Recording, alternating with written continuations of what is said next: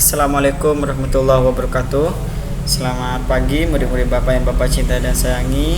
Alhamdulillah kita berjumpa kembali. Marilah kita berdoa kepada Allah. Mudah-mudahan Allah selalu memberikan keselamatan kepada kita. Mudah-mudahan Allah selalu memberikan kesehatan kepada kita, memberikan kemurahan rezekinya kepada kita yang banyak, yang halal, yang berkah, yang bermanfaat bagi kita dan orang lain. Mudah-mudahan Allah juga memberikan kesehatan. Semoga yang sakit Allah cepat angkat penyakitnya. Semoga yang sehat semakin sehat.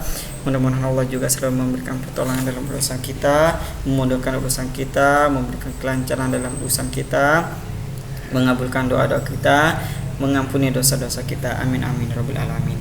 Baik murid Bapak, untuk hari ini kita akan belajar 3 pembelajaran. Ya, yang pertama itu adalah satuan waktu. Kalau kemarin kita belajar satuan panjang dan satuan berat, ya sekarang kita akan belajar satuan waktu. Satuan waktu ini kita akan belajar tentang jam, ya. Kemudian kita akan belajar juga tentang mengiring bola atau menendang bola, bagaimana caranya, ya. Kemudian yang terakhir adalah karakteristik, ya. Di sini Bapak akan jelaskan berdasarkan slide yang sudah ada, ya. Nah, di situ ada di halaman 33 teknik dasar menendang bola. Nah, di sini kalau berhubungan dengan bola, ya, itu di kelas 3 itu tidak usah diajarkan bagaimana cara menendang bola gitu, ya. Nah, artinya kalian sudah paham dengan bagaimana cara menendang bola.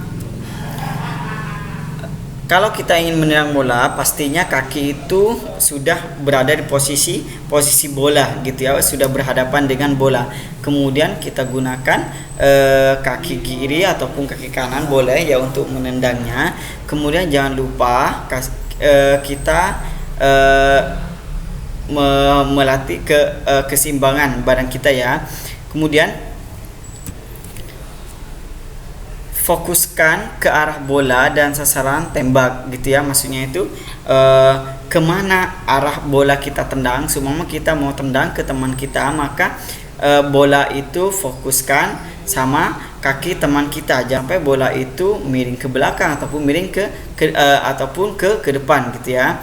Karena bola itu harus menuju bola yang kita tendang itu harus nyampe ke teman kita, ya, atau pasangan kita gitu, ya. Kemudian ada teknik berikutnya, ada juga menendang bola dengan menggunakan kaki bagian luar, ya. Kalau ini sepertinya kaki bagian dalam gitu, ya. Ini kaki bagian dalam, kalau sekarang ini bagian luar. Gimana? Artinya kita menggunakan kaki ini, ya. Nah, kaki ini yang ada di samping, ya. Kalau ini kaki berarti menggunakan yang ini, ya. Nah, bagaimana caranya? Berarti dia tidak usah menyilang kaki tidak usah meletakkan satu kakinya silangan gitu, ya, bersimpangan, dan kaki yang lain cukup tegak saja, ya. Tinggal kaki bola itu diarahkan berada di luar kaki gitu, ya, kaki bagian luar di sini. Jadi pada saat dia pengen mengoper ke temannya, dia langsung geser begini, ya, menggerakkan kakinya. Nah, gini, ya. Kalau seumpama ini kaki gitu, diginiin, ya, bolanya di sini, kemudian ditendang menggunakan ke bagian luar begini, ya, jadinya, ya. Nah, itu kemudian kita harus fokuskan juga, ya, bola itu mengarahnya ke siapa? Ke teman gitu. Berarti harus bola itu nyampe ke teman atau ke partner, ya, pasangan kita. Kemudian atau yang menggunakan punggung bola, ya, punggung bola berarti ininya, ya, berarti di sininya.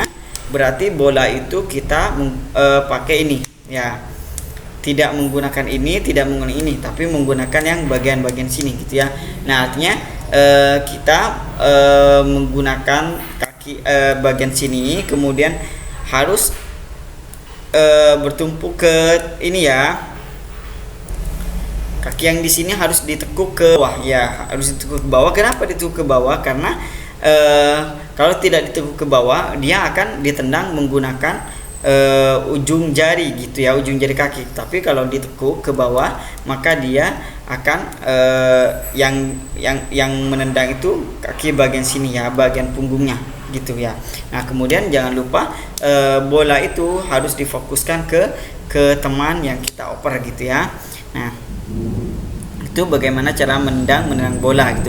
Itu secara dasar saja ya. Nah, untuk prakteknya kan kalian bisa mempraktekkan sehari-hari gitu ya. Nah, kita lanjutkan di materi berikutnya. Ini tentang karakteristik. Kalau karakter itu kita akan belajar tokoh gitu ya. Tokoh, atau kemarin sudah belajar tentang profesi, itu hampir sama dengan karakter. Nah, kalau karakteristik itu apa Pak? Karakteristik itu adalah suatu sifat ya. Sifat yang dimiliki seseorang. Contohnya kemarin di dongeng itu ada yang protagonis, ada antagonis, ada tritagonis. Protagonis ada yang baik ya, kemudian antagonis itu jahat, kemudian tritagonis itu biasa-biasa saja gitu ya. Nah, di sini karakteristik itu yang kita pelajari itu di dalam kelas. Contohnya di dalam kelas itu banyak karakteristik ya, karakter atau sifat yang berbeda-beda. Gimana caranya karakter tersebut, perbedaan karakter tersebut itu bisa saling dihormati dan dihargai gitu ya. Contohnya Bapak ngasih kalian kelompok ya, setiap kelompok terdiri dari 5 anak ya. Kemudian ada anak yang suka berbicara, kemudian ada anak yang pendiam, kemudian ada anak yang aktif, kemudian ada anak yang biasa-biasa saja, kemudian ada anak yang bodoh amat gitu ya. Nah, gimana caranya ya kelima karakter atau kelima sifat tersebut itu menjadi satu, kemudian dia bisa menghasilkan, maksudnya itu apa, dari karakter mereka itu bisa menghasilkan sesuatu yang baru. Contohnya yang rajin mengingatkan yang bodoh amat ini ya, tidak boleh seperti itu, kita di sini berkelompok. Kemudian yang banyak bicara diminta oleh untuk mengurangi pembicaranya ya, agar tugasnya cepat selesai. Kemudian yang tidak suka berbicara dimintakan pendapatnya ya, agar dia berlatih berbicara gitu ya. Kemudian yang aktif tadi membantu memberikan memberikan pendapat, memberikan kata-kata gitu ya. Seumpama tugasnya tentang bahasa Indonesia ya, mengolah lingkungan atau menjaga kebersihan lingkungan gitu ya. Nah, yang aktif ini boleh tugasnya sebagai menulis gitu ya.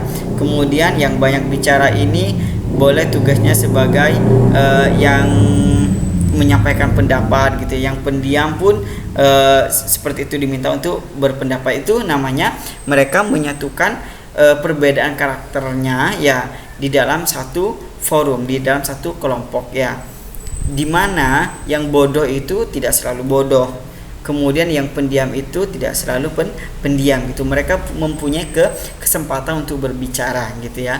Kemudian yang banyak omong itu bisa mengurangi ya. Kalau dia ngomong terus, tugasnya tidak akan selesai gitu ya. Kalau yang bodoh amat ini dibiarkan saja, mereka tidak akan mendapatkan nilai gitu ya. Nah, jadi kalian harus saling menghargai, harus saling mendukung ya satu sama lain, harus saling mengubah ya karakter tersebut ya. Sebenarnya kita tidak bisa mengubah langsung secara total, akan tetapi setidaknya kita bisa mengurangi sifat buruk kita gitu ya, dengan cara kita berdiskusi, menyampaikan pendapat gitu ya. Kemudian yang terakhir kita akan belajar tentang jam ya. Kayak di sini kalian Bapak kasih gambar tentang jam gitu ya. Apa tujuannya Pak? Nanti kalian akan bisa membaca jam gitu ya.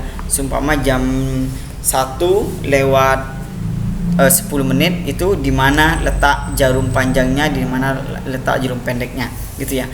Kayak perhatikan di sini ada jarum pendek. Jarum pendek itu disebut dengan jam ya. Jarum jam. Kemudian ini ada jarum yang panjang disebut dengan jarum menit. Kemudian ini ada yang kurus ya, disebut dengan detik ya.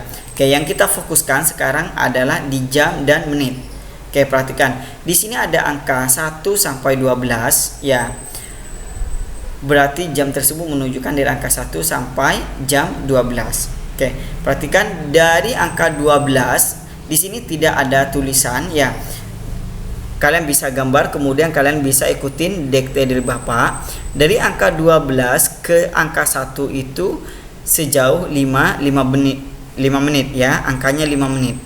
Kemudian kalau kedua itu 10 menit. Ketiga ke angka 3 itu 15 menit. Ke angka 4 itu 20 menit. Ke angka 5 itu 25 menit. Ke angka 6 itu 30 menit. Ke angka 7 35 menit. Ke angka 8 40 menit. Ke angka 9 45 menit. Ke angka 10 50 menit. Ke angka 11 55 menit.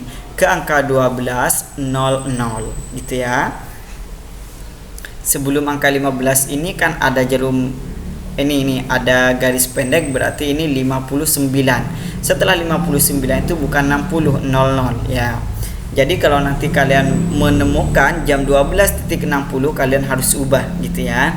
Nah, jika jarum jamnya menunjukkan angka 2 seperti ini ya.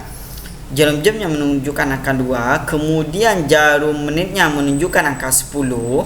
Gimana Pak cara menulisnya dalam bentuk angka jam? Ya, ini berarti ini pukul 2. Kenapa pukul 2? Karena jamnya menunjukkan angka 2. Pukul 2 titik 50 lewat 50 menit. Kenapa Pak 50 menit? Karena jarum menitnya menunjukkan angka 10. Di angka 10 itu merupakan 50 menit ya. Nah, kemudian Bapak berikan contoh berikutnya. Jarum jamnya ini menunjukkan angka 10. Kemudian jarum menitnya menunjukkan angka 2. Jadi ini bisa dibaca jam 10 ya. Titik kalau di angka 2 itu berapa menit? 10 menit. Berarti 10.2 20 menit gitu ya. Nah, kalian harus bisa membaca jam. Kalau kalian tidak paham seperti ini, maka nanti kalian tidak akan kesulitan ketika sudah masuk di dalam soal cerita gitu ya. Nah, sekarang kalian pahami jamnya. Kemudian untuk lebih memperdalam ya pemahaman kalian, silahkan kalian kerjakan tugasnya ini. Oh, ini sama ya. Ini sama. Berarti ini aja dah. Tolong kalian gambar jam ini ya. Ini ada jam 12.15. Berarti jarum jamnya menunjukkan angka berapa, jarum menitnya menunjukkan angka berapa gitu ya. Ini ada jam 8 lewat 40 menit gitu ya. Silakan kalian gambar dalam bentuk jam ya. Oke, berarti bentuk berubah seperti ini ya. Oke, terima kasih. Itu saja untuk pembelajaran hari ini. Mudah-mudahan kalian paham dengan apa yang Bapak jelaskan. Terima kasih atas perhatiannya. Wassalamualaikum warahmatullahi wabarakatuh.